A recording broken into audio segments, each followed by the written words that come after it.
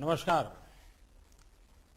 सबसे पहले मैं राष्ट्रपति रहमोन को एससीओ काउंसिल की सफल अध्यक्षता के लिए बधाई देता हूं। ताजिक प्रेसिडेंसी ने चुनौतीपूर्ण वैश्विक और क्षेत्रीय माहौल में इस संगठन का कुशलता से संचालन किया है। ताजिकिस्तान की आजादी की 30वीं वर्षगांठ के इस वर्ष में मैं पूरे भारत की ओर से सभी ताजिक भाई बहनों को और राष्ट्रपति रहमोन को बहुत बहुत बधाई और शुभकामनाएं देता हूं। एक्सेलेंसीज, इस साल हम एससीओ की भी 20वीं वर्षगांठ मना रहे हैं। यह खुशी की बात है कि इस शुभ अवसर पर हमारे साथ नए मित्र जुड़ रहे हैं। मैं ईरान का एससीओ के नए सदस्य देश के रूप में स्वागत करता हूं। मैं तीनों नए डायलॉग पार्टनर्स सऊदी अरब, इजिप्ट और कतर का भी स्वागत करता हूं। एससीओ का एक्सपेंशन हमारी संस्था का बढ़ता प्रभाव दिखाता है। नए मेंबर और डायलॉग पार्टनर से एससीओ भी और मजबूत और क्रेडिबल बनेगा। एक्सेलेंसी, एससीओ की 20वीं वर्षगांठ इस संस्था के भविष्य के बारे में सोचने के लिए भी उपयुक्त अवसर है। मेरा मानना है कि इस क्षेत्र में सबसे बड़ी चुनौतियां शांति, सुरक्षा और ट्रस्ट डेफिसिट से संबंधित है और इन समस्याओं का मूल कारण बढ़ता हुआ रेडिकलाइजेशन है।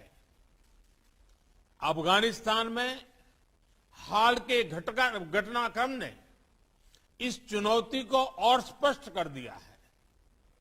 इस मुद्दे पर एससीओ को पहल लेकर कार्य करना चाहिए।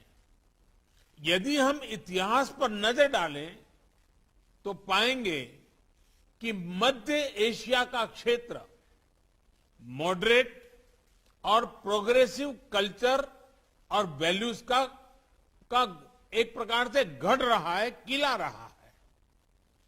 सूफीवाद जैसी परंपराएं यहां सदियों से पनपी और पूरे क्षेत्र और विश्व में फैली।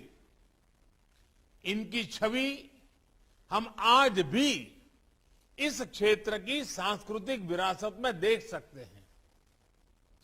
मध्य एशिया की इस ऐतिहासिक धरोहर के आधार पर एससीओ को रेडिकलाइजेशन और एक्सट्रीमिज्म से लड़ने का एक साझा टेम्पलेट डेवलप करना चाहिए। भारत में और एससीओ के लगभग सभी देशों में इस्लाम से जुड़ी मॉडरेट, टॉलरेंट और इंक्लूसिव संस्थाएं और परंपराएं हैं। एससीओ को इनके बीच एक मजबूत नेटवर्क विकसित करने के लिए काम करना चाहिए। इस संदर्भ में मैं एससीओ के रैट्स मैकेनिज्म द्वारा किए जा रहे उपयोगी कार्य की प्रशंसा करता हूं। भारत ने एससीओ रैट्स की अपनी अध्यक्षता के दौरान जो कैलेंडर ऑफ एक्टिविटीज प्रस्तावित की है, उन पर हमें सभी एससीओ पार्टनर्स के सक्रिय सहयोग की अपेक्षा है। एक्सेलेंसी, रेडिकलाइजेशन से लड़ाई, क्षेत्रीय सुरक्षा और आपसी ट्रस्ट के लिए तो आवश्यक है ही। यह हमारी युवा पीढ़ियों के उज्जवल भविष्य के लिए भी जरूरी है।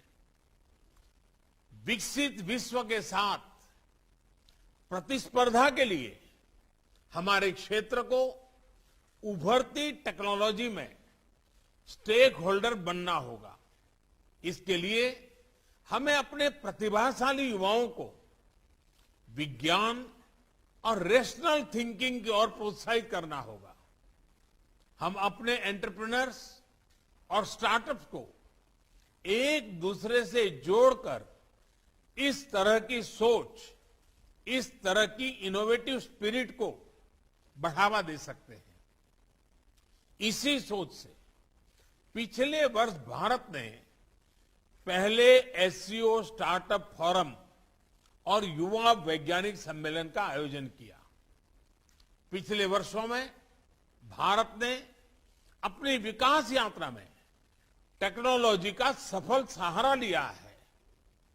चाहे फाइनेंशियल इंक्लूजन बढ़ाने के लिए यूपीआई और रुपे कार्ड जैसी टेक्नोलॉजीज हो, या कोविड से लड़ाई में हमारे आरोग्य सेतु और कोविन जैसे डिजिटल प्लेटफॉर्म्स, इन सभी को हमने स्वेच्छा से अन्य देशों के साथ भी साझा किया है। हमें एससीओ पार्टनर्स के साथ भी इन ओपन सोर्स टेक्नोलॉजी को शेयर करने में और इसके लिए कैपेसिटी बिल्डिंग आयोजित करने में खुशी होगी। एक्सेलेंसी, रेडिकलाइजेशन और असुरक्षा के कारण इस क्षेत्र का विशाल आर्थिक पोटेंशियल भी अनटैप रह गया है। खनिज संपदा हो या इंट्रा एससीओ ट्रेड, इनका पूर्ण लाभ उठाने के लिए हमें आपसी कनेक्टिविटी पर जोर देना होगा। इतिहास में सेंट्रल एशिया की भूमिका प्रमुख क्षेत्रीय बाजारों के बीच एक कनेक्टिविटी ब्रिज की रही है। यही इस क्षेत्र की समृद्धि का भी आधार था। भारत सेंट्रल एशिया के साथ अपनी कनेक्टिविटी बढ़ाने के लिए प्रतिबद्ध है। हमारा मानना है कि लैंडलॉक्ड सेंट्रल एशियाई देशों को भारत के विशाल बाजार से जुड़कर अपार लाभ हो सकता है। दुर्भाग्यवश आज कनेक्टिविटी के कई विकल्प उनके लिए खुले नहीं हैं। ईरान के चाबाहार पोर्ट में हमारा निवेश और इंटरनेशनल नॉर्थ साउथ कॉरिडोर के प्रति हमारा प्रयास इसी वास्तविकता से प्रेरित है। एक्सेलेंसी, कनेक्टिविटी की कोई भी पहल वन वे स्ट्रीट नहीं हो सकती। आपसी ट्रस्ट सुनिश्चित करने के लिए कनेक्टिविटी प्रोजेक्ट को कंसल्टेटिव, पारदर्शी और पार्टिसिपेटरी होना चाहिए। इनमें सभी देशों की टेरिटोरियल इंटीग्रिटी का सम्मान निहित होना चाहिए।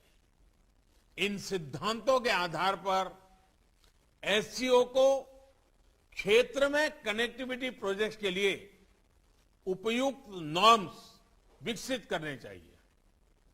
इसी से हम इस क्षेत्र की पारंपरिक कनेक्टिविटी को पुनः स्थापित कर पाएंगे और तभी कनेक्टिविटी प्रोजेक्ट्स हमें जोड़ने का काम करेगी, न कि हमारे बीच दूरी बढ़ाने का।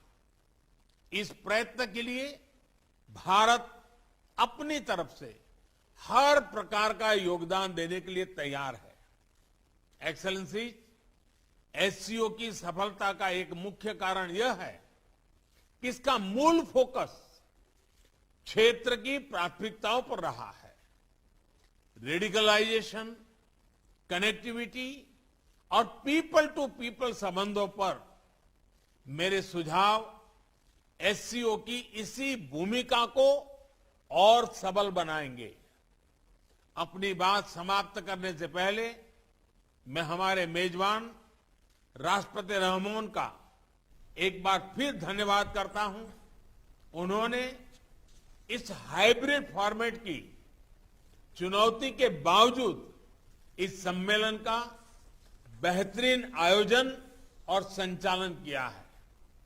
मैं आगामी अध्यक्ष उज्बेकिस्तान को भी शुभकामनाएं देता हूं और भारत के सहयोग का आश्वासन देता हूं।